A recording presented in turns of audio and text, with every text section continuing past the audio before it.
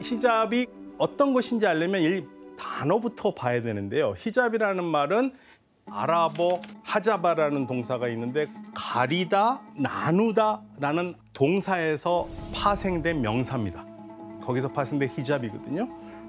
이후 분리한다는 의미의 히잡이라는 단어는 무슬림 여성들이 착용하는 천과 옷차림을 가리키는 말로 확장됩니다. 근데 그 당시에는 이게 생존을 위한 거였는데 이런 히잡이 언제부터 좀 의무적으로 착용하게 된 거예요? 히잡을 의무적으로 착용하도록 그 시대를 연 인물이 있거든요. 누군지 그림을 볼까요? 네.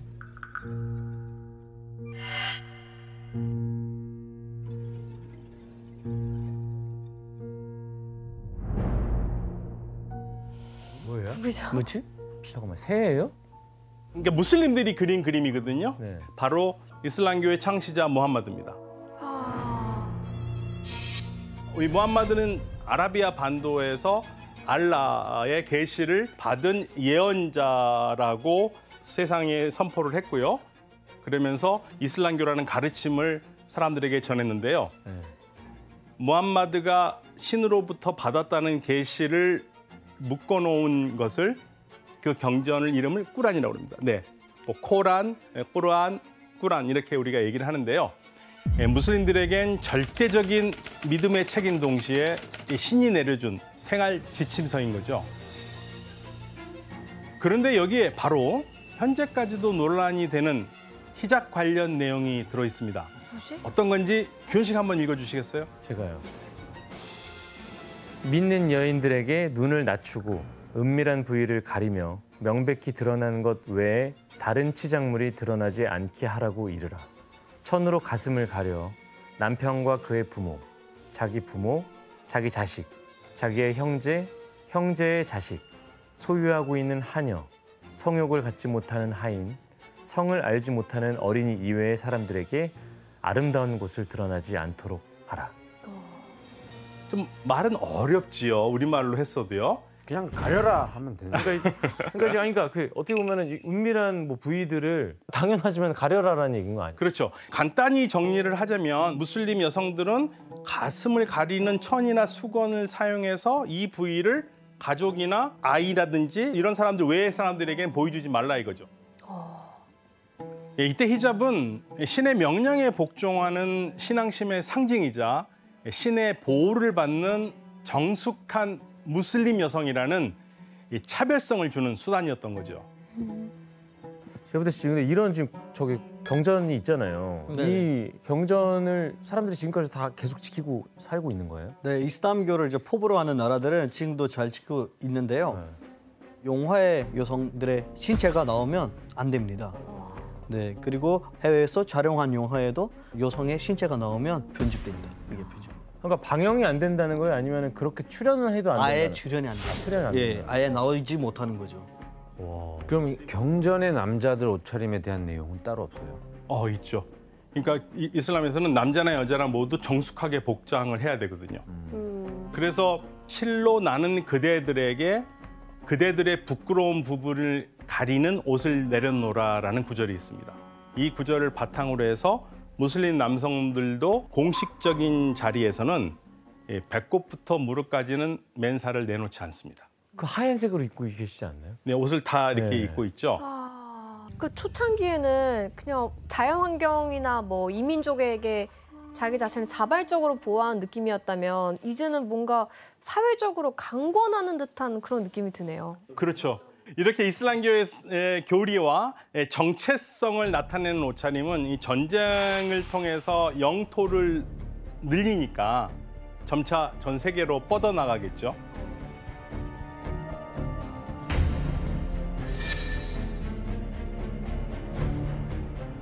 아라비아 반도에서 이슬람이 시작하잖아요. 점차 퍼져나가는 거죠. 이후 13세기에 탄생한 오스만 투르크가 무슬림 세계를 흑해 연안까지 그리고 동유럽까지 넓힙니다. 그러면서 무슬림들의 복장이 전 세계로 다 퍼지겠죠.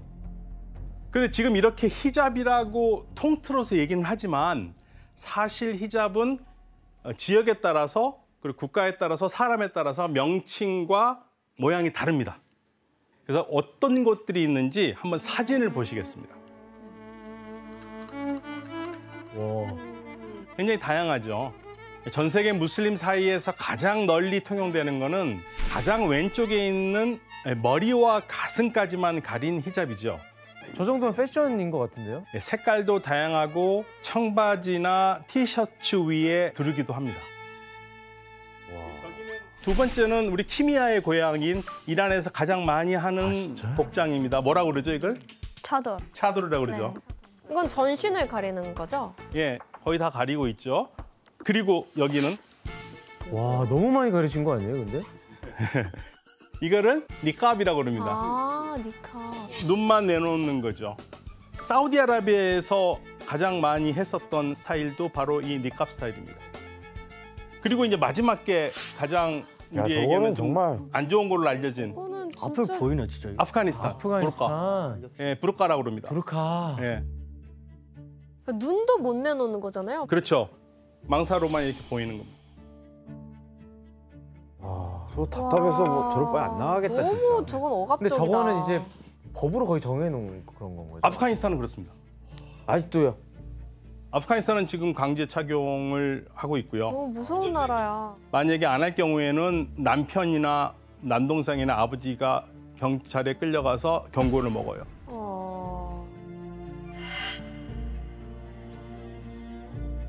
여러분들 제가 은밀한 부위를 가리라고 했던 구절 생각나시죠? 네. 네. 그러니까요. 가슴이라고 얘기는 했지만 은밀한 부위라는 게 상당히 불분명하잖아요. 맞아요. 꾸란이 굉장히 어려운 경전이거든요. 그래서 무슬림들이 이걸 해석하는데 서로 의견이 엇갈립니다. 그리고 경전 해석을 보수적으로 하는 사람이나 공동체일수록 여성의 신체를 더욱 많이 가리는 형태의 히잡을 선호하는 거죠. 네. 그런데 이렇게 무슬림 여성의 대표적 복장이 된 히잡이 20세기 들어서 이 무슬림 사회에서 논란의 중심거리로 떠오릅니다. 뭐지? 왜? 여러분도 아시다시피 영국에서 산업혁명이 시작되잖아요. 그 산업혁명이 시작되면서 엄청난 자본을 쓸어 담지 않습니까, 유럽이요? 이럴 때 유럽이 새로운 시장도 필요하고요. 그러다 보니까 약소 국가를 침범해서 식민지를 건설하고 그러면서 자신의 부를 채우는 일종의 제국주의 시대가 열린 거죠. 당시 이러한 식민지 경영에 적극적으로 나선 유럽의 두 나라가 있는데요. 어떤 나라인지 같이 한번 확인해 보시겠습니다. 어떤 나라인지 아시겠죠? 네, 영프. 예. 그렇죠. 영국과 프랑스입니다. 네. 진짜 뭐 지도를 칼로 이렇게 나눴잖아요. 네, 칼로 나누면서 이러한 쟁탈전을 한 두 나라의 눈에 가장 가까이에 있는 지역인 중동 지역이 눈에서 벗어날 리가 없죠. 네. 그런데 왜 하필 중동이었을까요? 석유가 나와서 그런 거 아닌가요? 그렇죠. 석유가 펑펑 터지기 시작하죠. 20세기 초에 이 일대에서 석유가 발견되기 시작합니다. 1908년에 이란의 마스제드 솔레이만에서 석유가 터지기 시작해서 이 중동 곳곳에서 석유가 터지기 시작합니다. 네. 그래서 이 중동 쪽으로 몰리기 시작하는 이 영국과 프랑스가 이쪽을 지배하려면 반드시 넘어뜨려야 되는 나라가 하나 있죠. 튀르키예. 튀르키예의 전신인 오스만 제국. 오스만 제국. 아. 네.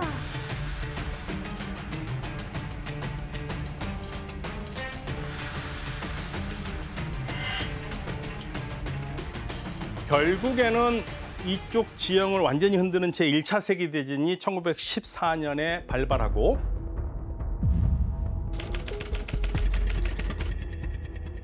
일 차 세계대전에서 오스만 제국이 철저하게 패전국이 됩니다. 그리고 영국과 프랑스는 오스만 제국이 지배하던 땅을 나눠 가졌고요. 아. 그리고 아라비아 반도도 영국이 지배를 하면서 자신들의 입맛에 맞는 나라를 만들었죠. 그런데 이 혼란한 시절에 이 영국과 프랑스의 이 서슬퍼런 칼날을 피해서 살아남은 두 대표적인 나라가 있습니다. 바로 오스만 제국이 무너지고 그 폐허에서 일어난 튀르키예.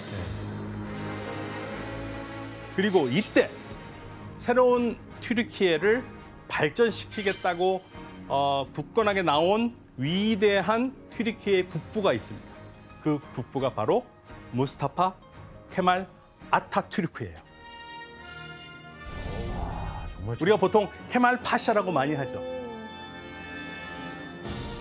이 튀르키예가 근대 국가로 가기 위해서는 무엇보다도 개혁이 필요한데 그 개혁 중에 하나가 바로 겉모습을 바꾸는 거였어요. 그러니까 당시 튀르키예 사람들은요, 페스라는 모자를 쓰고 있었습니다. 아, 챙 없는. 저 사진에서는 되게 힙하게 쓰셨네. 아타투르크는 보기에는 이게 힙한 게 아니에요. 그냥 전통의 유물인. 그냥 이거는 구시대 유물인 거예요. 그래서 아타투르크는 처음 들어본 법일 거예요. 모자법을 만들어요. 모자법. 아예 네, 모자요? 아예 모자법을 만들어서 이 모자를 못 쓰게 하고 서양식 중절모, 페도라라고 하죠. 그거를 쓰게 합니다. 이 튀르키예의 모자법을 유심히 바라보던 나라가 있었습니다. 이 나라도요, 1차 세계대전 이후에 자기의 땅은 그대로 갖고 있었습니다. 어딜까요? 이란? 그렇죠. 키미아의 고향 이란입니다. 그리고 1925년에 파hlavi 왕조를 세운 레자샤 파hlavi인데요. 이 레자샤는 이란을 역시 근대 국가로 만들고 싶었습니다.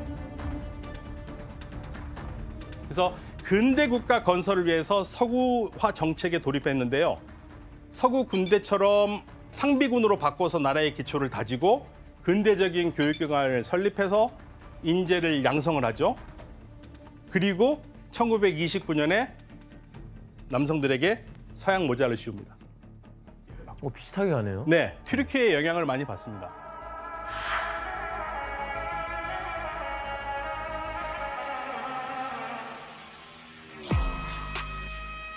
진짜 서구화 제대로 했구나. 진짜 유럽처럼.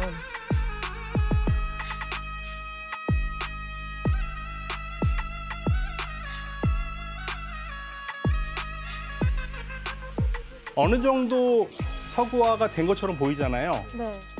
그런데 아직까지 히잡 문제는 해결이 안 되고 있던 상황이었습니다.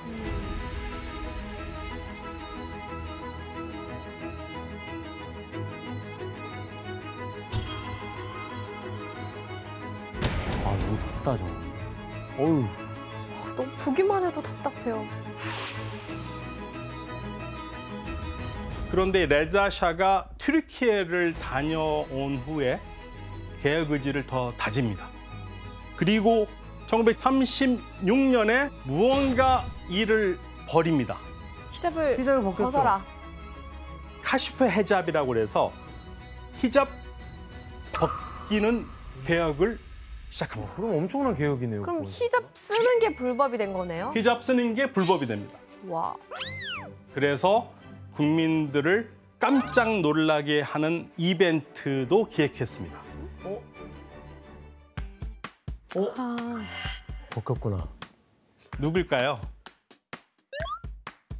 누구죠? 왕비입니다. 레자샤의 왕비 타지올 몰루크라고요. 그리고 뒤에 두 분은 공주들? 공주.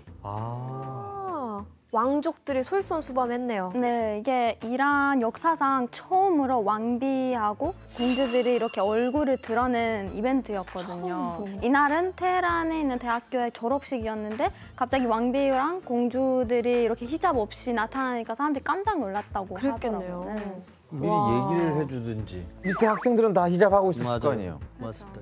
보면서 우리도 벗어도 되는 건가 했겠죠. 그러니까 당시 무슬림이 압도적인 대다수를 차지했던 이란 사회에서 왕비가 갑자기 히잡을 벗고 나타났으니 진짜 국민들이 얼마나 놀랐겠습니까? 충격적이었겠네요. 이런 이벤트를 기획한 이랑 국왕의 연설을 우리 규현 씨가 한번 읽어주십시오. 나의 어머니, 여형제들이여, 이 뜻깊은 날 이제 이 기회를 통해 여러분들은 나라의 발전을 도모할 수 있습니다. 집에서 눈에 띄는 것처럼 사회에서도 눈에 띄어야 합니다. 와, 이제 여성들은 가리고 다닐 필요가 없다는 거네요. 그렇죠. 이게 왜 유지가 안 됐지? 그러니까 사실 이전에는 여성들이 고등교육을 받을 기회가 굉장히 적었고요. 결혼과 이혼 문제에서 여성이 결정할 수 있는 권리라는 게 없었습니다. 그러나 이 레자샤는 여성들이 사회에 나와야만이 이 근대 국가로 갈 수 있다고 봤습니다. 그러니까 히잡을 근대 국가로 가는 것에 방해물이라고 생각한 거죠. 그렇죠. 히잡이 근대 국가에 가는 길을 막는 장애물이라고 생각합니다. 맞아요. 그렇지. 교수님 그러면 이제 히잡을 벗어야 된다는 법까지 제정이 됐으니까 여성들이 자유롭게 하고 다녔겠네요? 그럴 거라고 예상을 하잖아요. 근데 그게 쉽지가 않습니다. 이게 사실 반발이 구시대적인 그게 있는 사람들이 많았을 거예요. 그걸 좋아하는 사람들이 있었다는 얘기네요. 그러니까 그렇죠. 그러니까 히잡을 쓰는 게 너무 오랫동안 하나의 관습이 돼서 너무 익숙한 거죠. 생각을 바꾼다는 게 그렇게 쉬운 게 아니에요. 더군다나 종교 지도자들은 얼마나 싫었겠습니까? 종교 지도자들은 레자샤에 대한 분노가 많은 거죠. 그러니까 보수적인 신자들은 히잡을 벗은 여성들을 또 때리기도 하거든요. 그러니까 안 벗으려는 사람 강제로 베끼면서 폭력 사태가 나고 또 반대로 열심인 여성들은 벗은 여성들을 괴롭히기도 하고 이런 일들이 생기니 만약에 여러분들이 이란 여성이었다면 어땠겠습니까? 근데 진짜 혼란스러울 것 같아요. 어느 장단에 맞춰야 할지. 그렇죠. 심지어는 이 히잡 문제 때문에 스스로 목숨을 끊는 사람까지도 생겼거든요. 그러한 히잡이 뭐길래. 그러니까 여성 사회 진출을 목표로 했던 이 법안이 역설적으로 이 히잡 벗기를 두려워한 수많은 여성들을 바깥으로 못 나오게 막아가 버리기도 한 겁니다. 야, 이건 말도 안 된다 진짜. 어떻게 그래요? 그러니까 전통과 개혁, 이슬람과 근대화 이 갈등 속에서 문제가 첨예하게 대립이 되고 결국 이 파hlavi 왕조의 개혁에 제약이 걸리는 그러한 계기가 되기도 합니다. 역사에서도 나오는 얘기인데 그 대다수의 여성들이 그때 평생 그 썼던 히잡을 갑자기 하지 말라 하니까 수치심을 느끼고 반대하는 분위기가 되게 컸어요. 그래서 히잡을 제발 쓰게 해달라는 약간 시위도 벌어졌어요. 네. 저는 여성으로서 히잡 쓰지 말라고 하면 너무 좋아할 줄 알았거든요. 그게 아니었네요. 저 친누나도 25년 만에 히잡을 벗었거든요. 그게 정말 어렸을 때부터 그런 문화를 배우면서 살다 보니 그거를 이제 그냥 바로 포기하는 게 그런 쉬운 일 아니에요. 맞아. 그 마음 준비가 25년 동안 됐다는 거예요. 그렇구나. 그럼 어떻게 보면 지금이랑 좀 반대의 상황이네요. 그렇죠. 완전히 반대 와. 상황이죠. 그러니까 참 역사가 아이러니한 그러네요. 그런 상황을 나타내는데요. 그래서 이제 히잡을 벗기려고 노력을 했지만 너무 강제로 벗기는 게 문제가 됐고요. 그러다 보니까 이 아버지를 뒤를 이어서 왕이 된 아들 모함마드 레자 파hlavi는 이 정책을 어떻게 할 것인가 정리를 해야 되는 그런 상황에 들어섰고요. 2차 세계대전 이후에 대내외적으로 어려움이 있긴 했지만 미국의 지원을 바탕으로 근대화 개혁을 하면서 이란이 중동 최고의 강국으로 떠오르기 시작합니다. 그럼 그때 이란이 친미 쪽이었겠네요. 완벽한 친미죠. 그런데 모함마드 레자 샤 파hlavi는요. 사실 아버지와 마찬가지로 히잡이 근대화로 가는 길을 막는 장애물로 생각했습니다. 그래서 결국에는 벗기긴 벗겨야 되는데 방법을 달리 선택합니다. 그래서 국왕은 새로운 방법을 찾았는데요. 바로 자율입니다. 자율이에요. 그게 가장 좋은 거죠. 아무것도 안 했다는 얘기네요. 그러니까요. 난 뭐 특별한 근데 방법이 있는 줄 은근히 알았는데. 자유를 두면 그러다가 다들 벗게 될 것 같아요. 근데 그럼요. 그래서 이제 히잡을 벗기기 위해서 여성들에게 자유를 주고 그리고 이 여성들의 권리를 높여주는 방법을 채택을 하거든요. 그래서 탄생한 게 1963년 피를 흘리지 않는 혁명이라고 그래서 백색 혁명을 합니다.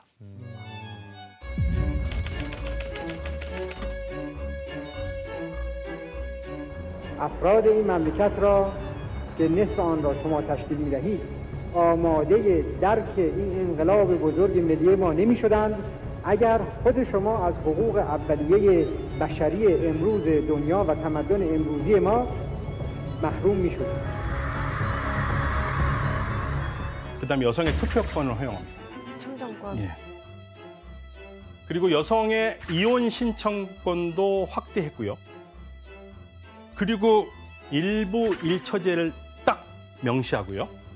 최저 결혼 연령을 13세에서 18세로 올립니다. 아, 최저가 생겼어요. 네, 엄청난 혁명이죠. 이렇게 여성들에게 주어지지 않았던 여러 가지 권리들이 여성들이 갖게 되면서 상황이 완전히 달라지기 시작해요. 야, 진짜 이란의 근대화 개혁에 박차를 가한 거네요. 그렇죠. 그래서 여성들이 자연스럽게 히잡을 벗기 시작합니다. 아, 잘 됐네요.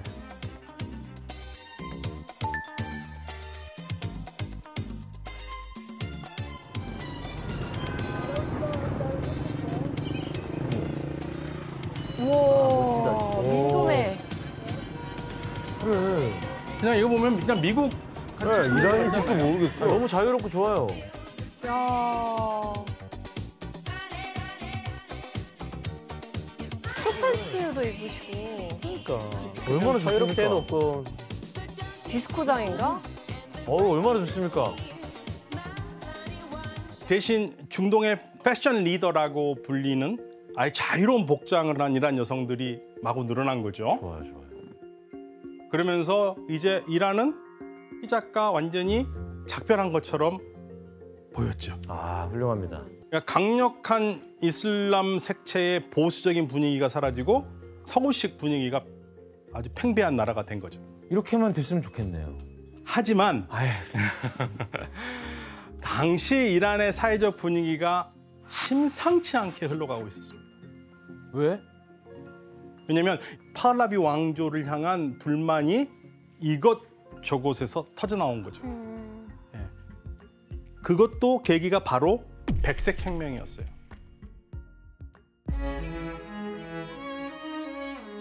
이상적으로만 보였던 이 백색혁명의 개혁안에는 이 보수적인 이슬람주의 세력의 불만을 불러일으킨 거죠. 그렇죠. 기득권층. 그렇죠. 예를 들면은 이 토지개혁. 땅을 소수가 많이 가지고 있었어요. 그거를 국가가 흡수를 해서 땅 없는 사람에게 나눠줍니다. 지주들은 싫어하겠죠. 예, 지주들은 싫어하죠. 근데 지주들 중에 가장 중요한 지주가 누구겠습니까? 왕 아니에요, 왕? 아니요. 종교 쪽인가요? 종교 지도자들이죠. 왜냐면요. 모스크나 종교 시설에 관련된 땅들이 굉장히 많았어요. 그런데 하루아침에 그러한 권리를 국가에 뺏기는 거죠. 성직자들의 불만이 크죠. 이러한 불만 세력들이 결국 국왕이 밀어붙이고 있던 근대화 개혁의 걸림돌로 등장하기 시작합니다. 아, 이 당시 백색혁명 반대에 가장 앞장섰던 사람이 있었는데요. 바로 호메인이라는 사람입니다. 굉장히 보수적인 분일 것 같아. 네, 당시 호메이니와 종교 지도자들은 토지개혁, 여성의 참정권 이런 것들이 이슬람 교리에 어긋난다고 비판을 했어요. 그리고 일부 국민들 역시 이러한 주장에 동조했습니다. 하지만 이때 이란 왕정은요, 반대파들을 대화로 설득하기보다는 무력으로 강력하게 응징을 했습니다. 그래서 호메이니는 국에 추방됩니다.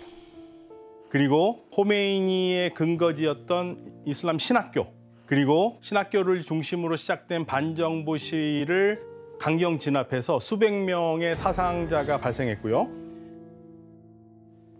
왜 그랬을까? 게다가 이란 국왕은 이런 국민적 반발을 잠재우기 위해서 악수를 둡니다. 뭐야?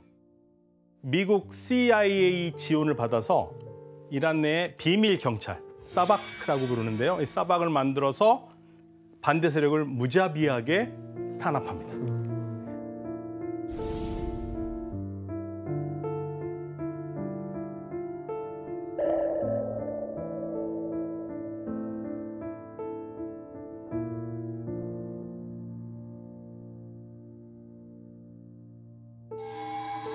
이런 상황 속에서 이란 국민들은 백색 혁명도 결국 미국의 입김에 못 이겨서 한 개혁이라고 생각하게 된 거죠. 결국 이런 친미 노선이 국민의 반발을 불러일으켰네요. 네, 그래서 결국 종교인, 지식인, 청년층을 중심으로 왕정에 대한 불만과 반미 감정이 점점 더 커지게 된 거죠.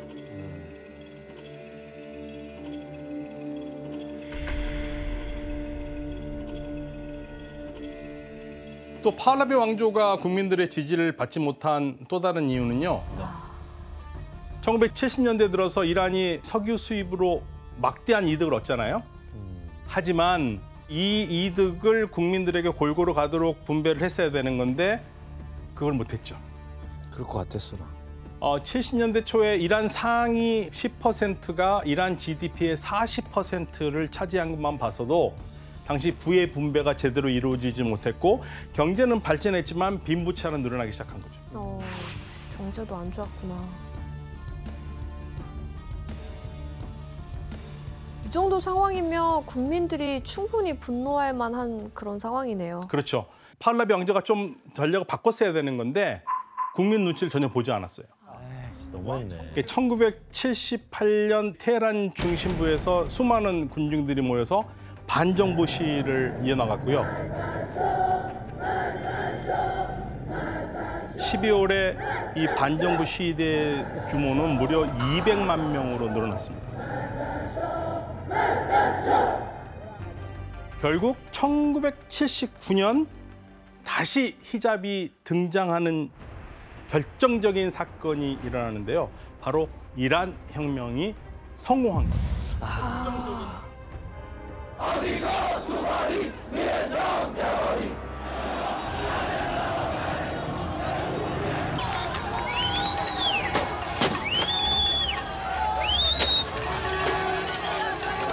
People have prepared themselves since a long time for such a period, but we have stopped them because we hoped that government, the regime, and its foreign supporters will be able to understand our position and will give way to the revolution to go towards its aim.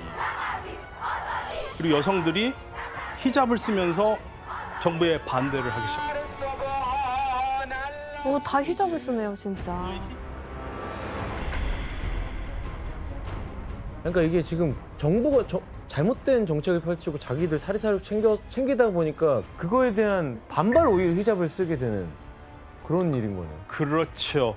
이 히잡이 정치적 반대의 상징이 된 거예요. 오히려 히잡이 저항의 상징이라는 게 참 아이러니하네요. 그렇죠. 그래서 이렇듯 친미 정책을 기반으로 파hlavi 왕조는 발전을 하려고 했지만 결국 보수적인 이슬람 종교 지도자들의 반발, 그 전통적 이슬람 가치를 추구하는 사람, 그리고 왕조 자체의 경제적 무능과 부패 때문에 국민들이 일으킨 혁명으로 무너집니다. 너무 안타깝네. 결국 이란 국왕은 1월 16일 이집트로 탈출한 후에 다시 미국으로 망명했습니다. 이란의 마지막 왕조인 파hlavi 왕조는 이렇게 사라진 거죠. 이 혁명을 계기로 반미 감정이 폭발한 사건도 있었다면서요, 제부대 씨. 네, 1979년 11월에 테헤란에 있는 미국 대사관을 대학생들이 점거한 적이 있습니다. 네, 왜냐하면 이란 국왕의 망명을 미국이 받아줬으니까.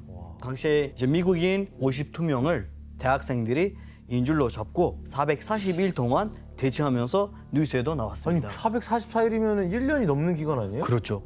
대박이다. 당시에 이란에서는 마르그바르 아메리카라는 말이 유행이었는데요. 미국의 죽음을이라는 뜻입니다. 이렇듯 이란 혁명 때문에요. 중동에서 최대 친미 국가였던 이란이 최대 반미 국가로 바뀝니다. 이러면서 반미가 됐구나. 그렇다면 왕정이 사라진 이란이요. 그럼 새로운 정치 세력이 이끌어 가야 되지 않습니까? 그렇죠. 그럼 누가 대체 이 자리를 메꿀 수 있을까요? 아까 그분 아니에요? 아까 그 여기 플랜카드처럼 이렇게 막 팻말도 들고 다니더만. 종교 지도자. 예, 국민들의 선택은 바로 과거 왕 때문에 추방을 당했던 호메이니 옹이었습니다. 당시 호메이니는 혁명이 일어났을 때에도 사실 나라 밖에서 조용히 있었던 게 아니고요. 계속적으로 자신의 의견을 발표를 했고 그 생각이 그대로 이란으로 활자화돼서 들어오기도 했습니다. 예. 결국에는 왕이 이란을 떠난 지 정확하게 보름 후에 이란에 들어옵니다. 어마어마한 사람들이 망명 생활을 마치고 돌아온 호메이니를 환영을 했죠. 그리고 호메이니가 앞장서서 이슬람 공화국이라는 체제로 탄생시킵니다.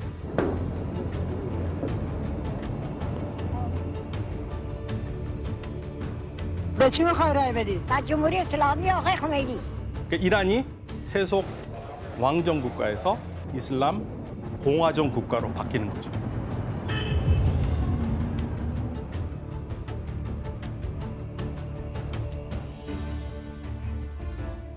چهار مردم قوم آمدند اما به علت کثرت مردم و ازدحامی که در مقابل ماشینشون شد و چند بار کوشش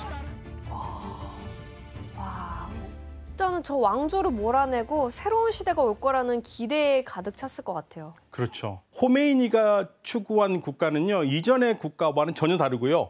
사실은 이슬람 역사상 이런 체제는 처음이에요. 그래요? 예, 국가명이 이란 이슬람 공화국이에요.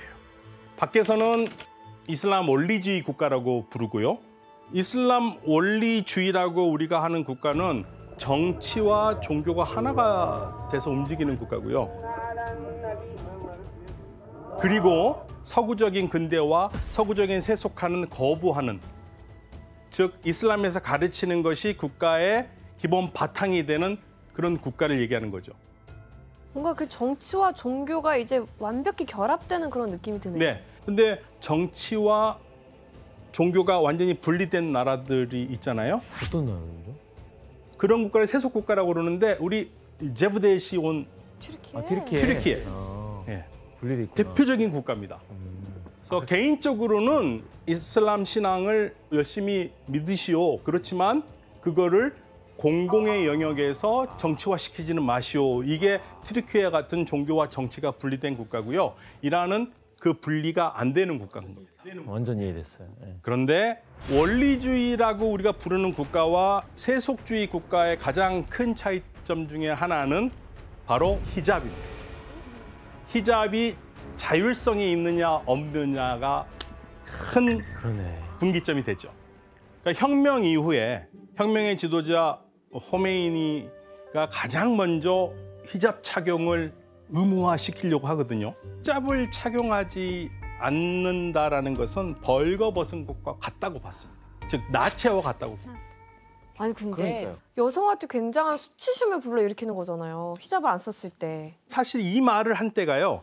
혁명이 마무리된 지가 한 달도 채 되지 않은 상태였거든요.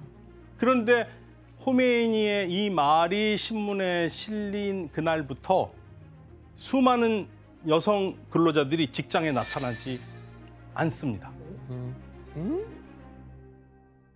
그래. 시위하러 간 시간을 거예요? 갔었지.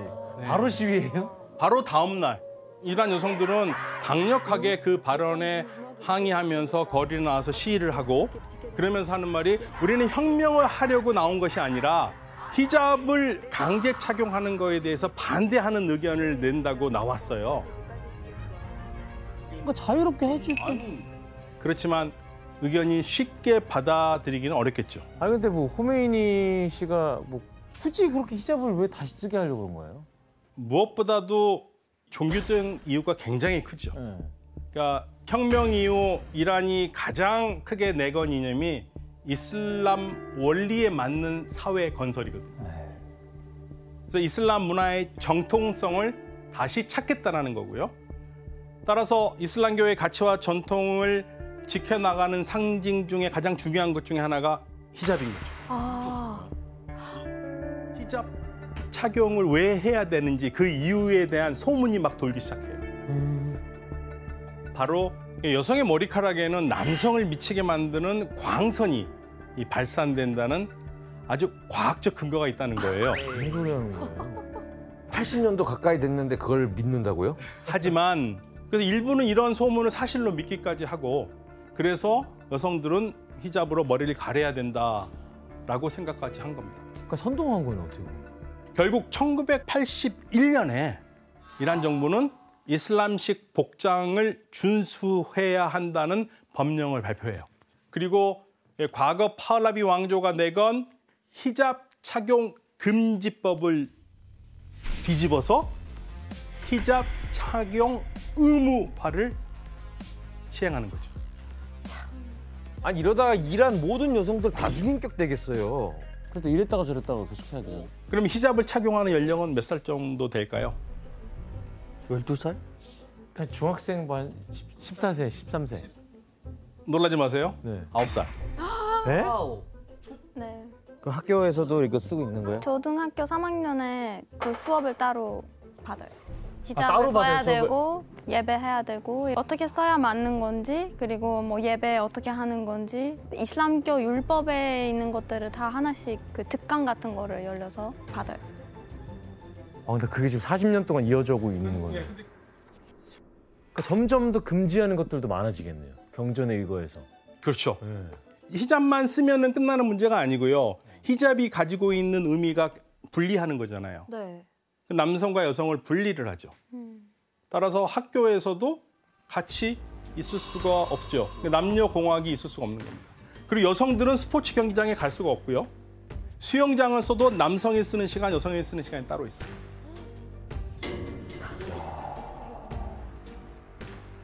와, 교수님 그러면 이렇게 강제로 히잡 착용을 하게 한 또 다른 이유는 뭔가요?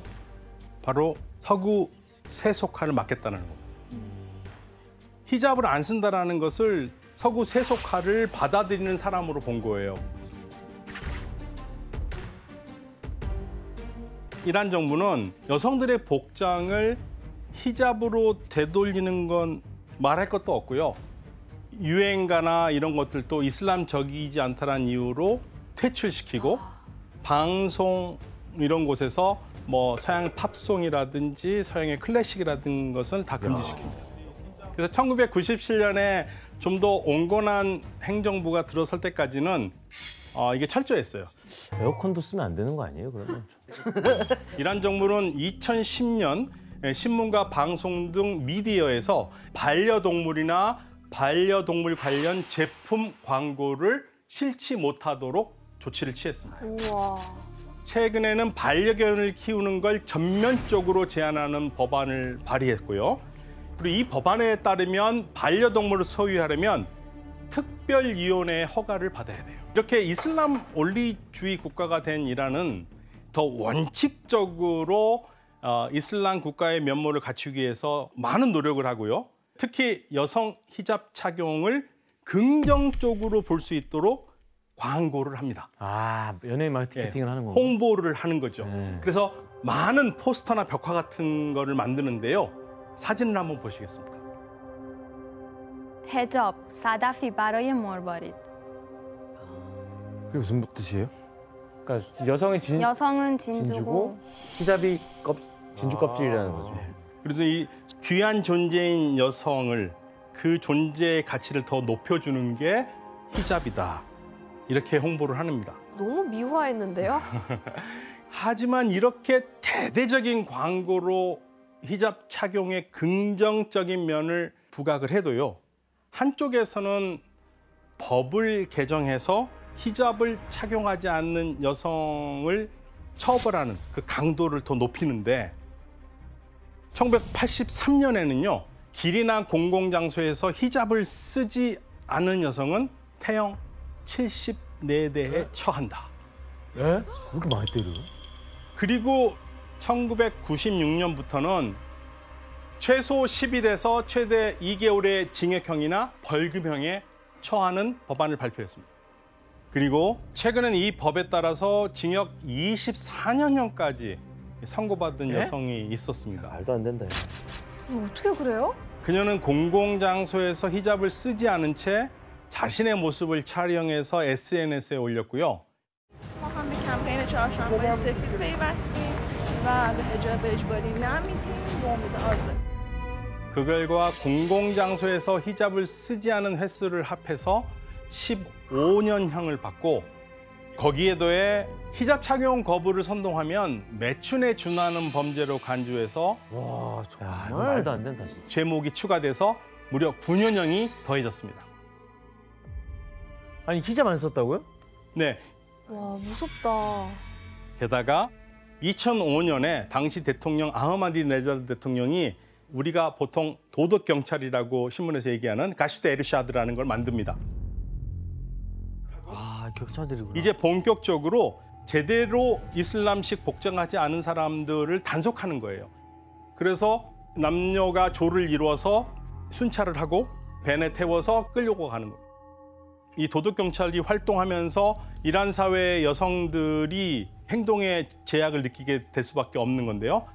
어떻게 활동을 하는지를 보시겠습니다.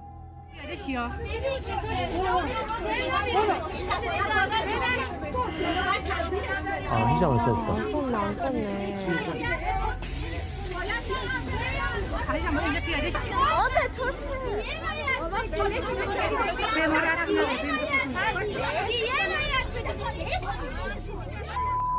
체포에 실패도 할 수 있네. 국민들이 저항하니까요. 버스에 있는 사람들이.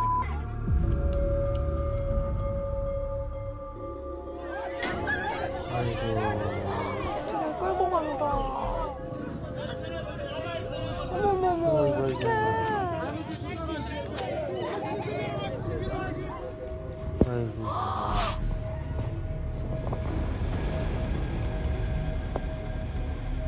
머리 찾아가서 하는 거.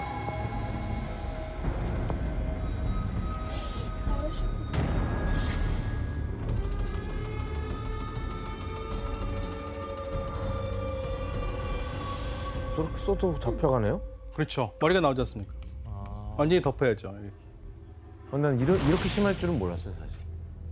그 대학교가 많은 곳이나 사람들이 많이 모이는 장소에서 꼭 단속을 하고 있는데 조금만 머리 나왔으면 한번 경고를 해서 히잡 똑바로 쓰세요 이렇게 하는데 만약에 고쳐 쓰지 않거나 방황을 하면 잡혀가거나 이런 게 되게 흔한 일이에요.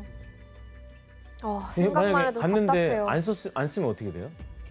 그럼 태영 74대 맞는 거예요? 안 쓰면은 외국인들이라도 잡혀가서 확인하겠죠, 여권을. 외국인도요? 네, 확인하고 훈방 조치를 하던가 아니면은 심각하다 할 때는 추방할 수 있겠죠. 전 비란에서 사는 그 여성분들의 삶을 상상할 수가 없어요. 과거에도 있었어요. 가난하게 살던 여성들. 특히 그 당시만 해도 너는 이제 고등학교 졸업하고 고등학교 졸업이 뭐예요, 그렇죠? 중학교 졸업하고 나면 공장 와서 이제 돈 벌어. 왜냐면 근데 그 나름대로 그때는 의미가 있었던 것 같아요. 왜냐면 보통 부모님들이 좀 올인하잖아요. 그 자식 새끼들 중에서 가장 좀 똘똘한 애들. 보통 근데 희한하게 이건 언제나 아들이에요. 얘 하나라도 좀 건사시켜서 그 아들이 출세를 하면 우리 가족 전체가 득본다라는 그 시대의 나름대로의 공동체 문화였던 것 같아요. 근데 문제 뭐냐? 그 당시가 이해가 되긴 되지만 결국 그 피해는 고스란히 누가 당해요? 여성들이 당할 수밖에 없어요. 옛날 소설들, 7, 80년대 때 소설들 보면 항상 이런 장면이 묘사가 돼요. 정말 15살, 16살, 많아봤자 18살 정도 되는 여공들이 서울역에 내려요. 어딜 가지? 일자리가 필요하니까.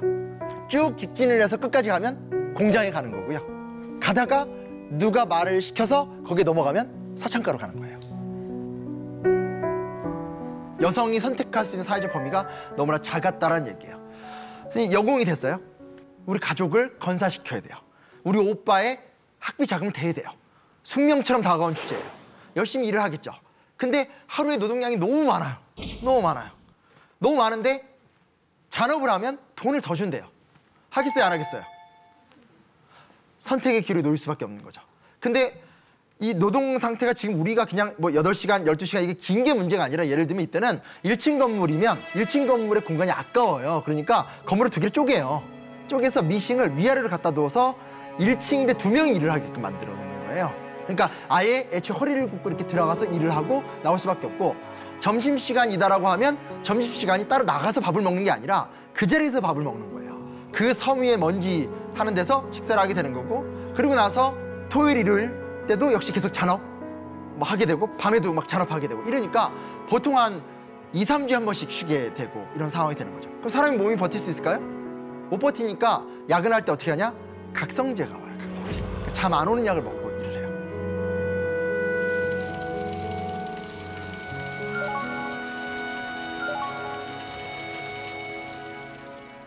그러다가 2, 3주에 한 번 정도 쉬는 날이 오면 그날 뭐 하겠어요?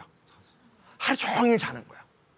너무나 이제 몸이 아프게 되는 상황이 되는 거죠. 그래서 예를 들어서 결근을 했어요. 그럼 어떻게 될 것 같아요? 잘리거나 아니면 굉장한 모욕을 당하겠죠. 폭행 기본이었고요. 폭행까지는 그래도 많이, 특히 남성 노동자가 남성 노동자들한테 많이 했는데 여성 노동자들을 대상으로도 폭행을 했고 성추행 같은 것들도 굉장히 흔했어요. 그러다 이때 무슨 사건이 벌어지냐면 도시산업선교회라고 기독교 진영에서 공장에 있는 노동자들한테 기독교라는 복음을 전파하자라고 해서 만든 선교회예요. 그러니까 그냥 지극히 그냥 순수한 목적으로 만들어진 단체인데 가보니까 지금 얘기한 이 현실인 거예요. 그 가장 기본적인 거 있잖아요. 이렇게 남녀가 만나서 뭐 미팅이라도 좀 하고 좀 데이트도 하고 나가서 이렇게 어린이 대공원 같은 데 가서 이렇게 계란도 까먹고 창경원에서 벚꽃도 좀 보고 그리고 좀 가능한 선교회가 원하는 말은 일요일 날은 교회 가고 가장 기본적인 생활, 이게 안 된다라는 것에 너무 큰 충격을 사실은 선교회가 빠져들게 되면서 거기 일부 목사님들이 이제 더 적극적으로 노동자들하고 연대를 해서 이제 쉽게 말하면 노동 조건 개선 투쟁으로 들어가게 되는 거예요. 점심시간에 나와서 밥 먹게 해달라. 야근 지나치게 하지 말아달라. 토요일 날 오후와 일요일 날은 쉬게 해달라. 너무 기본적인 이야기들인 거죠. 근데 이건 이제 안 되는 거예요. 그래서 이때 이 문제를 어떻게 개선할래? 혼자 가서 얘기하면 맞는 거죠. 어떻게 되겠어요? 조직화를 하는 수밖에 없죠. 조직화를 해요. 노조위원장을 여성으로 뽑아요. 짜자잔, 권리 요구. 될 것 같았죠. 더 심한 탄압이 들어옵니다. 이 당시 되게 공교롭게도 남성 노동자들이 굉장히 좀 친사측이었던 경우가 많아서 남성 노동자와 여성 노동자 간의 갈등 같은 게 되게 심했고요. 두 번째는 회사가 받아줄 리가 없죠. 이렇게 해서 야 너네 잔업해서 수당도 주고 너네 나가면 일자리도 없어.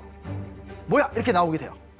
그럼 요즘 우리 이렇게 생각할 수 있죠. 언론에 찔러라든지 법정에 소송을 걸어 하는데 문제 뭐냐? 이 당시는 조국 근대화의 시대예요. 우리가 열심히 노력을 해서 국가 경제를 발전시켜야 되고 다소간의 희생은 감수해도 된다라는 게 너무 강한 상황이 되는 거죠. 그러니까 어떤 다른 곳에 가서 호소를 해도 아무도 이제 들어주는 사람이 없고 오히려 정부는 회사 측을 지원하게 되고 그 과정 속에서 동일 방식이 정말 치열하게 투쟁을 했거든요. 노조 선거일 같은 때가 되면 노조의 지도부가 자꾸 이렇게 어떤 여공들이 돼버리면 골치가 아프니까 막 선거날이 되면 이때 기숙사에서 보통 여공들이 살았거든요. 지방에서 올라왔으니까. 그러면 이제 아예 기숙사를 밖에서 가둬요. 컨테이너 박스 같은 거 생각하시면 돼요. 못 나오게 막 하는 거예요. 그러니까 갈등이 점점 심해지게 되는 거예요. 그러니까 막 유리창 부수고 소리 빡빡 지르면 또 동조하던 남성 노동자가 와서 열어주면 나중에 그 남성 노동자 또 왕따시켜 버리면서 회사 생활 못하게 하고 나중에 이제 나오는 건 뻔합니다. 전기 끊죠, 수도 끊죠, 화장실 끊어버리죠. 그러니까 말 안 들면 기본적인 당연한 의식주 생활을 못하게까지 만들어버리는 상황이 돼요. 그래서 이 동일 방직에서 가장 크게 투쟁이 진행될 당시에는 되게 유명한 사건이 일어나는데 알몸 투쟁이라는 사건이 일어나요. 그렇게 치열하게 싸우는 과정 속에서 나중에 이제 이거죠. 사측에서 야, 니네 진짜 독하다. 근데 이걸 이대로 놔뒀다가 진짜 큰일 나겠다 해서 공권력 힘을 빌린 거죠. 여러 단계 속에서 결국은 막 도망가다가 남아있는 게 이제 기십 명의 여성 노동자들밖에 없는 상태죠.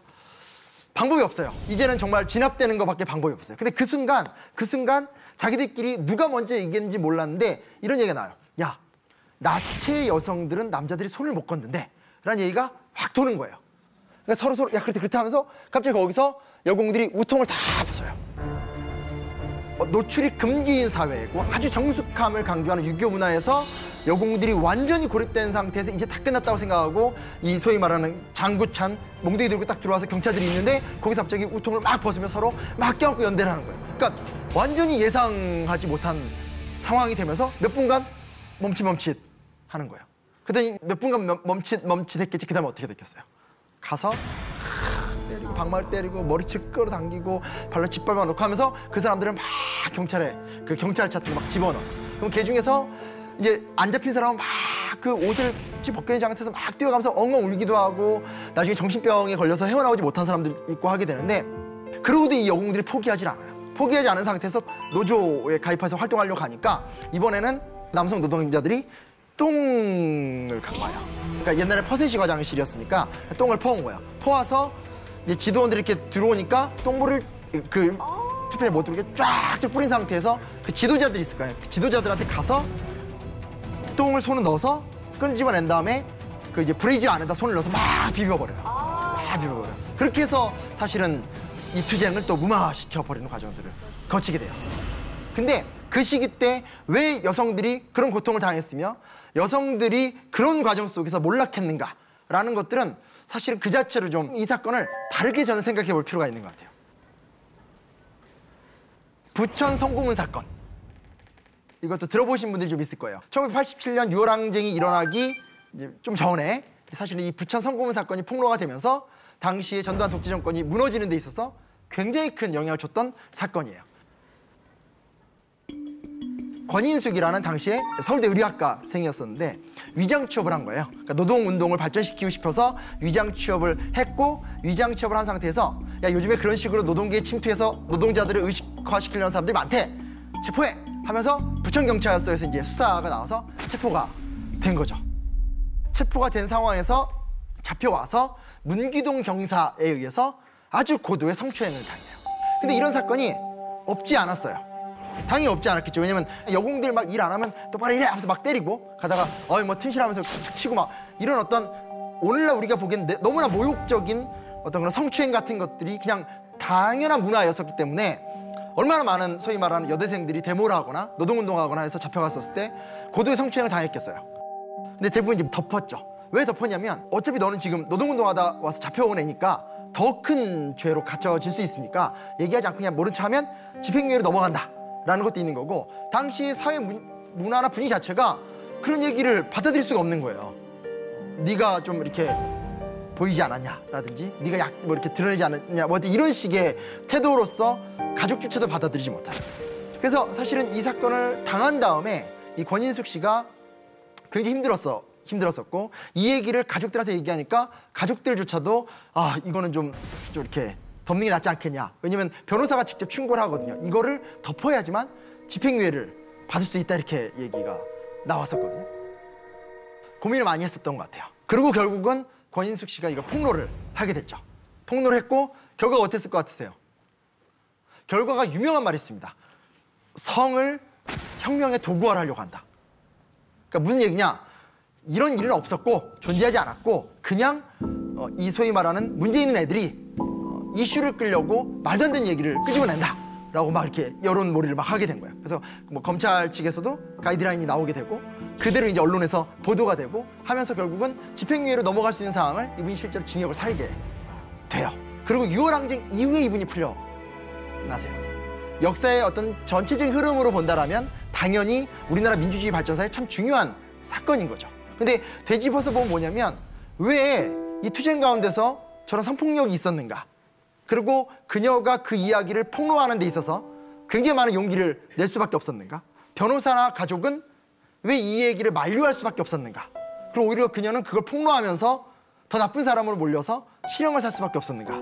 단계를 생각해 본다면 우리가 인권이란 주제에 대한 의식 자체가 지금 넓어지고 있는 상황이잖아요. 그 넓어지고 있는 상황 속에서 아까 얘기했었던 동일방직 사건이라든지 어떤 이 권인숙 부천 성고문 사건 같은 것들은 충분히 우리의 입장에서 좀 재해석을 해서 새로운 고민거리로 만들어 볼 필요가 있지 않나라는 의미로 제가 이제 말씀드렸습니다. 학살, 고문, 여성 지금 거의 뭐 종합 세트죠. 한국 현대사가. 마지막 끝장판이 뭐냐면 군대의 개입을 통한 민주항쟁의 진압이라는 게 또 하나의 이야기입니다. 부마항쟁 들어보셨죠? 부산과 마산에서 일어났었던 부마항쟁 같은 경우는 1979년 10월 16일부터 21일까지 경상남도 부산과 마산 지역에서 일어났던 사건입니다. 당시에 이제 유신체제에 대한 어떤 염증 속에서 부마항쟁이 일어나게 되는 건데 군인이 직접 들어와서 사건을 진압했던 사건이 부마항쟁이에요. 그러니까 그전에도 물론 4.19 때라든지 있었을 때도 계엄령이 선포가 되고 군대를 많이 들어왔었으나 아예 직접적으로 군대가 무장을 한 상태로 와서 패고 때리고 찍어 누르면서 사건 자체를 진압했던 사건이 부마항쟁이에요. 한독병원을 지나던 전병진은 이게 이유가 없습니다. 건방지다라는 이유 하나만으로 M16 소총 개머리판으로 머리를 맞아서 뇌수술을 받아요. 살벌하죠, 그렇죠? 군인이 왜 존재해요? 우리를 지켜주기 위해서 존재하는 거고 외적과 맞싸우기 위해서 존재하는 게 군대인데 그 군대의 촉구리가 안쪽으로 들어왔던 거죠. 다행히 이때는 뭐 총으로 사람들을 대거 사살하거나 이런 사건들은 없었지만 문제 뭐죠? 훈련이 된 거죠. 오염이 되기 시작한 거죠. 그리고 10월 26일 날 중앙정보부장 김재규가 박정희를 사살해서 박정희 대통령이 서거하게 되면서 유신 체제가 무너지게 됩니다.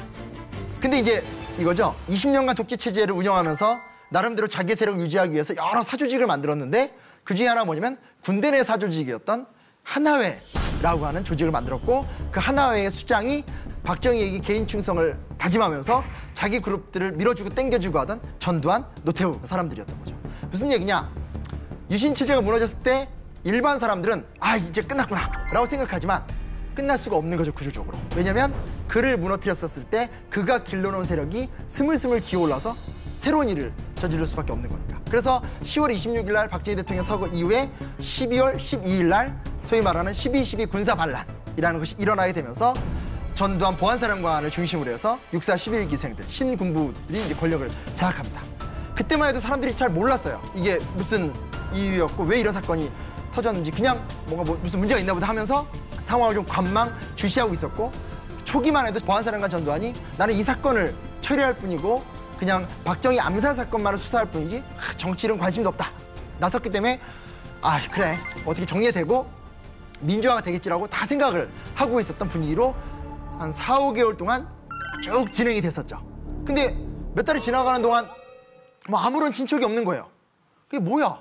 우리가 바랬던 건 민주화하고 빨리 지금 민주주의 나가야 되는데 이상하게 아무 일도 없이 그냥 계속 가게 되는 거죠. 서울역에서는 서울역 회군이라는 유명한 사건이 일어나죠. 당시 대학생들이 쫙 모여서 막 민주화를 요구하다가 일단은 철수하자라고 철수를 하게 되고 그런 상태에서 이제 소위 말하는 5.17 쿠데타라는 말을 쓰기도 하는데 5월 17일 날 계엄령을 전국에 확대를 하게 되면서 신군부 세력이 군대를 전국에 진주를 시키게 되고 그 군대와 드디어 광주에서 충돌이 발생하게 됐던 것이 광주 민주항쟁의 시작입니다.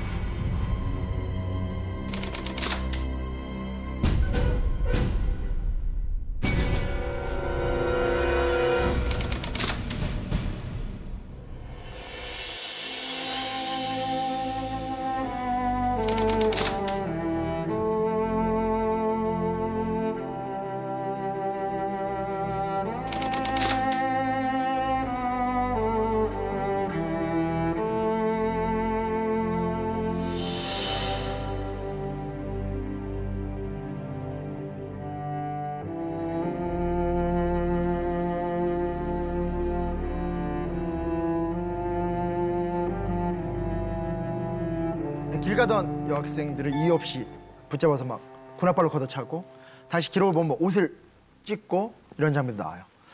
막 욕도 하고 피투성이가 될 때까지 막 때리고 근데 옆에서 누가 뭐라 그러면 그 사람도 막 때리고 그날 결혼하신 분이 있어요. 제가 개인적으로 느끼는 가장 안타까운 이야기인데 결혼하고 이제 신혼여행 가야 되잖아요.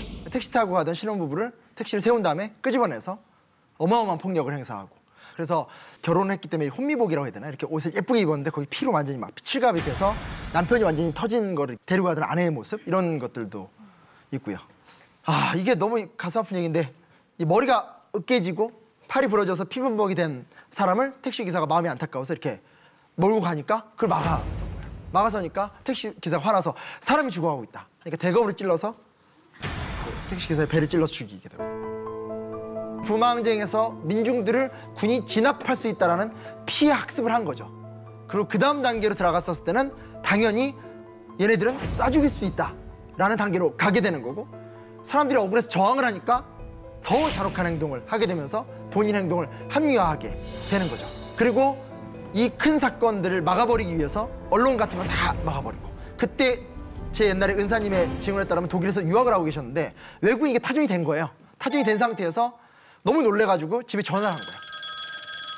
국제전화죠. 그때 국제전화밖에 없으니까. 엄마, 잘 지낸 웬일이야. 지금 엄마 저기 광주에서 도청. 얘기가 나오면 망을 막아버리는 뭐 이런 일화들. 그러니까 소위 말하는 우리가 생각하는 기본적인 것에 부합하지 못하는 이야기는 사실은 너무나 많은 일화들이 이제 존재를 하는 거죠. 뭐 이런 거 있잖아요. 뭐 광주 사태는 그 당시 사태라고 불렀습니까? 북파 간첩의 소행이다. 도대체 저는 이해가 안 가는 게 어떻게 거기까지 내려와요? 아니 너무 멀잖아요. 그리고 사회를 혼란시키려면 서울이라든지 이런 데를 혼란시켜야 되는데 거기까지 내려온다는 것 자체도 그런 거고 다시 어떻게 올라가요 또? 왜냐면 잡힌 사람이 없잖아요. 이건 소문만 돌았던 거지 단 한 명도 북파 간첩으로 잡힌 사람이 없거든요. 그럼 그 사람들이 도대체 배를 타고 올라갔다는 얘기예요? 아니면 충청도를 거쳐서 새마을호를 탄 다음에 갔다는 얘기예요? 앞뒤가 안 맞는 말인 거죠. 말도 안 되는 유언비어로 그때도 이 사건을 무마하려고 했었고 사실은 얼마 전까지 우리 사회가 이걸 두고 그런 식으로 몰이를 한다라든지 아니면 그 과정 속에서 일어나는 분노 속에서 시민들 중 일부가 무장을 하고 저항을 했던 그 행위만을 반역이다라고 규정한다라든지 그러니까 맥락을 잃어버리게 된 거죠.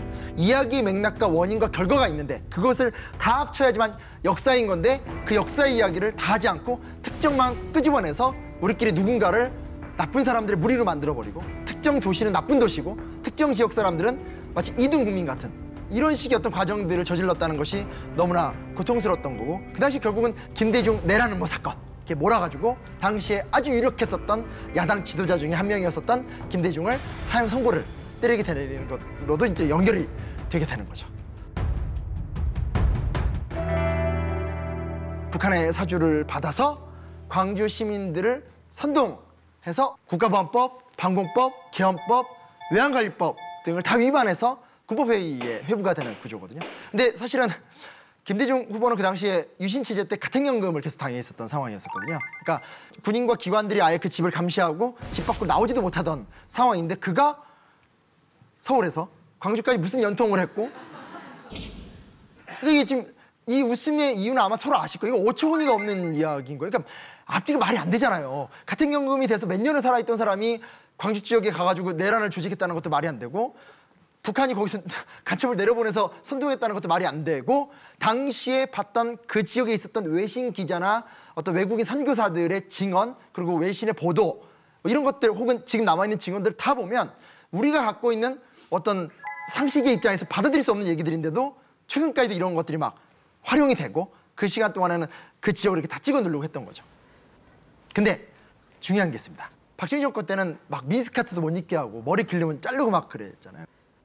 전두환 정권은 다른 수를 씁니다. 무슨 수를 쓰냐? 대중문화를 활용하기 시작해요. 혹시 국풍 80일이라고 들어보셨나요? 그 여의도에서 국풍 80일이 뭐 열렸다 이런 얘기를 들어본 것 같기는 해요. 그 나라에서 하는 행사 맞아요. 그러니까 말 그대로 뭐냐면 80년에 그렇게 해서 다 짓밟고 권력을 장악했잖아요. 그리고 나서 지금 여의도 공원이잖아요. 여의도 공원을 그때는 여의도 광장이었거든요. 그냥 이렇게 아스팔트만 쫙 있었는데 거기에다가 저렇게 행사장을 만들어 놓고 전 국민 놀자판을 벌인 겁니다. 1981년 5월 28일부터 6월 1일까지 닷새 동안 행사를 위해서 전국 160여 개의 대학에서 6천여 명의 학생들이 참여했고 일반인 7천 명이 참가했고 전통 민속인 그리고 수많은 연예인들이 참여해서 이 기간 동안 무려 659회의 공연을 한 거예요. 죄를 문화로 덮는다. 큰 사건이 있었으나 요거는 요 지역에서만 일어난 사건이고 요건 나쁜 사건이니까 그래 우리가 잘 처리했어. 실제로 정말 나쁜 인권 탄압을 한 거잖아요. 잘 처리했고 자 잊고 한번 즐겁게 놀아보자. 자 전국의 대학생들 와 지원해줄게. 여기 약간 대학생 포섭 느낌 보이죠? 일반인들 참여해요. 이러면서 분위기를 막 모은 거죠. 근데 이때 여담이긴 하지만 여기서 되게 유명해진 음식이 하나 있어요. 혹시 뭔지 아세요? 음식이요? 네, 음식이요. 비빔밥? 여의도에서 유행한 음식이에요? 분식집에 있는 음식이에요. 떡볶이. 아니 떡볶이 우리나라 순대. 주먹밥. 소떡소떡. 소떡소떡? 김옥밥? 순대. 주먹밥. 꼬마김밥. 꼬마김밥. 어머. 거의 지금 거의 근처까지 왔습니다. 김밥말이. 김말이. 김 쪽은 확실합니다. 혹시 김상규 씨는 아시나요? 저는 알고 있죠. 김? 충무김밥. 오! 맞습니다. 이때 내가 몇 학년이었는데 다 알고 있죠. 맞아요. 서울 김밥이라는 건 맛있게 만들기 위해서 막 조미를 많이 하잖아요. 근데 이제 충무김밥의 특징이 아시다시피 그냥 맨 김에 밥을 싸고 반찬을 따로 담는 게 뭐냐면 어민들이 나가서 물고기를 잡을 때 이 김밥이 상하면 안 되거든요. 그러면서 또 이제 편하게 먹을 수 있게 만든 게 충무김밥인데 그게 영남관에서 처음 이제 서울에서 쉽게 말하면 시전을 하게 되고 엄청난 화제가 되면서 야 이런 것도 있대 라고 하면서 확 퍼졌던 네네. 프로야구 시구 경험 있어요. 혹시 그래. 한 번 있었어요. 두산을 응원한 적이 있어요. 저는 그 야구 선수 출신이어가지고 네, 시구답게 해야 되는데 너무 힘있게 던져가지고 잘한 척 있어요. 너무 진심으로 던져가지고 시속이 네. 그러니까 한풀이 네, 한풀이로 정말 던져가지고 조금 화제가 됐었죠. 자 이쯤 되면 무슨 얘기를 할지 아마 아실 겁니다. 그 유명한 3S 정책. 3S 정책. 네. 그러니까 이거죠. 80년 광주를 그렇게 딱 찍어 누르고 봉합 딱 시켜버린 다음에 자 내가 처리했으니까 한번 신나게 놀아. 근데 이거는 한 판 놀이밖에 안 되잖아요. 막상 또 해보니까 생각보다 반응이 안 좋았어요. 그러니까 아예 조직적인 문화 정책을 실시합니다. 3S 스포츠, 스크린, 그거. 섹스. 저도 되게 추억이 있습니다. 어린 나이였는데 이제 잊지 못하는 게 저는 개인적으로 다이아드 2 영화. 제가 그 영화를 보면서 진짜 이렇게 판타스틱한 그때부터 제가 헐리우드 영화는 막 다 챙겨보고 지금도 이제 뭐 이렇게 브루스 윌리스 나오는 영화는 다 챙겨보고 막 이러거든요. 근데 이게 사실은 나중에 뒤늦게 깨달은 거지만 그때 우리나라에 처음으로 헐리우드 직배 같은 것들이 이제 진행되면서 아예 작정하고 헐리우드 문화를 개방했던 결과들인 거죠. 90년대생이시네요. 진혜성 씨는 이런 영화 혹시 보신 적 있으신가요? 저는 터미네이터하고 이런 거 많이 봤습니다. 예. 90년대 이제 초창기에 좀 많이 유행했던 영화들을 많이 보고 그 전에 있던 영화들은 많이 보지 못했습니다. 에로 비디오 같은 것도 많이 보시지 않았나요? 안 봤어요. 예. 안 봤어요. 예. 진짜. 너무 부정하지. 이거 이렇게 봤어요, 뭐 이런. 10편 봤어요. 100편 봤어요. 저도 그 기억이 있습니다. 다 중학교 때 얘기인데 친구가 야 오늘 집에 엄마 아빠 있어? 쓰고 오더니 그래서 없어. 그러니까 오늘 너네 집에 가자. 그래서 한 5명인가 가가지고 이제 이 비디오를 틀었어요. 저는 그냥 뭐 재밌는 건 줄 알았더니 그게 그 유명한 에마 부인 시리즈의 파리 에마라는 작품. 전 지금도 그 장면이 다 생각이 나요. 또 이제 옛날 통금 같은 거 있었었는데 이때 통금 같은 것들 없어지게 되고 유흥업소 뭐 야간까지 할 수 있는 문화들 다 만들어지게 되고 근데 이런 것들을 통해서 뭔가 이렇게 사람들한테 자유도 주고 문화를 누릴 수 있는 기회를 주는 거죠. 물론 장기적인 관점에서 본다면 뭐 나쁜 게 아니죠, 그렇죠? 어찌됐건 우리가 우리의 문화를 결정할 수 있고 누릴 수 있고 또 그 여파 속에서 그 이후에 한국형 영화나 한류 같은 것들이 만들어지면서 굉장히 많은 성장을 하긴 했지만 결과가 우리 사회에서 의미 있게 발전했다고 할 수는 있겠지만 적어도 한국에서 가장 심각한 인권 유린 사태가 벌어졌었을 때 그것을 대중문화로 덮으려고 했다는 그 의도나 방식만큼 우리가 좀 진지하게 생각해 봐야 되지 않을까. 그리고 만약에 앞으로도 우리는 대중문화를 누리며 사는 세대잖아요. 대중문화를 누리는 건 누리는 거지만 이와 별도로 우리가 어떻게 인권의식을 발전시켜 갈 수 있는가 또 굉장히 좀 중요한 주제로 고민을 해봐야 될 것 같습니다. 우리나라 동상들의 특징이 있습니다. 어떻게 돼 있죠? 우리나라 동상들의 특징이 있습니다. 어떻게 돼 있죠? 단이 높아요. 이 정도 아니죠? 되게 높죠? 그리고 그 위에 더 높은 분이 한 분 서 계시죠? 그러니까 우리가 보통 동상을 볼 때 어떻게 봐요? 가서 우러러보잖아요. 그렇죠? 올려다본단 말은 뭐겠어요? 경외하고 존경한다는 걸 의미하는 거죠. 근데 제가 유럽을 가서 되게 충격을 받았던 게 뭐냐면 물론 유럽에도 이렇게 올려다보는 동상들 있어요. 근데 적어도 2차 세계대전 이후에 만들었던 유럽의 동상들 그리고 크로아티아에 가면 자그레브라는 수도라든지 지역에 가면 동상들이 다 이렇게 볼 수 있어요. 동상의 높이가 딱 저희 정도 키만 해요. 살짝 높거나. 그래서 그 옆에 가서 같이 사진 찍을 수 있어요. 옆에 사진 찍을 수 있고 더 충격적인 건 우리나라 동상의 주인공들이 누구예요? 대단한 사람들. 이순신 장군, 세종대왕, 혹은 민족 지사들.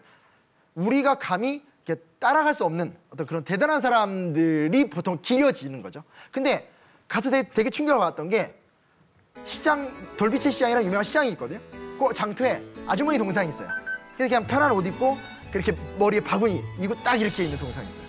안쪽으로 들어가 보니까 농민 저항 운동을 하다가 잡혀서 죽어가던 농민 2명이 쇠사슬에 이렇게 얽혀서 무너져가고 있고 갈비뼈가 다 보이는 그리고 이제 신발이 벗겨져서 맨발이 있는 그 동상이 있어요. 한 요만해요. 이런 식으로 대부분 다 눈높이가 우리 보통 사람들과 똑같고 나오는 주인공들이 다 보통 사람들, 있음직한 우리 같은 사람들이 하나 이렇게 있어요. 그러니까 당연히 느끼는 문화의식이 다른 거죠. 현재 우리가 느끼는 건 가서 누군가를 존경하고 기리고 어떤 부분에서 좀 복종하고 따르고 라면, 그에 비해서 유럽의 어떤 그런 2차 세계대전 이후에 발달된 민권의식 같은 것으로 인해서 만들어진 유럽의 동상들을 보게 되면 그가 나고 그의 고통이 내 고통이고 옆에서 편안하게 사진 찍을 수 있고 아주머니든 농민이든 천재든 다 그냥 함께 할 수 있는, 지금 여기 있는 이 동상들도 사실은 이분들 투쟁하다 다 고문당해서 돌아가신 분들이에요. 근데 이 공원에 가면 공원에 곳곳에 비석들이 다 세워져 있어서 이 동네에 있는 그냥 조그만 공원이거든요. 지나가다 보면 요 시선을 피할 수가 없어요. 그러니까 이 흉상이라고 해야 되나요? 이게 시각이 다 곳곳에서 이렇게 이쪽 보고 있는 사람 저쪽 보고 있는 사람 이렇게 서 있어서 동네의 중심부인 여기 이렇게 지나가면 이렇게도 보게 되고 이렇게도 보게 되고 이렇게도 보게 돼요. 의미를 알겠죠? 내가 앞에서 이렇게 싸우다가 이렇게 죽어갔다. 이런 질문들을 할 수 있죠. 그러면 자연스럽게 우리가 물어볼 수 있는 대답은 똑같죠. 그럼 나는 어떻게 살아야 되는가? 참 되게 의미 있었던 기억인 것 같아요. 그냥 단순한 기억으로 끝나지 않았으면 좋겠어요. 잊혀졌던 것들을 하나하나 밝혀내는 가운데 그가 나고 내가 그기 때문에 한편에선 그들이 간절히 원했던 바를 우리가 충실하게 누리되, 한편에서는 그들의 피해 희생을 기억하면서 우리가 살아가는 이 삶과 세계 속에서는 그와 유사한 일이 다시 일어나지 않게, 우리 사회만이 아니라 세계적으로 벌어지는 일들에 대해서 그냥 안 됐다 혹은 막 운다라든지 답답하다 그리고 끝날 문제는 아닌 것 같아요. 결국은 어떻게 이것을 사회적으로 치유하고 교정하고 바꿔갈 시스템을 만드느냐가 되게 좀 중요한 문제라는 생각이 들어요. 왜냐면 결국은 죽은 자는 죽은 자대로 고통이고 그다음에 살아남은 자는 살아있기 때문에 그 고통을 계속 당할 수밖에 없는 상황 속에 있기 때문에, 그러면 이 사람들을 어떻게 사회적으로 관리하고 아픔을 지속적으로 치유할 수 있는 시스템을 만들어갈 것이냐라는 것은 굉장히 큰 책임이 될 수밖에 없는 거죠.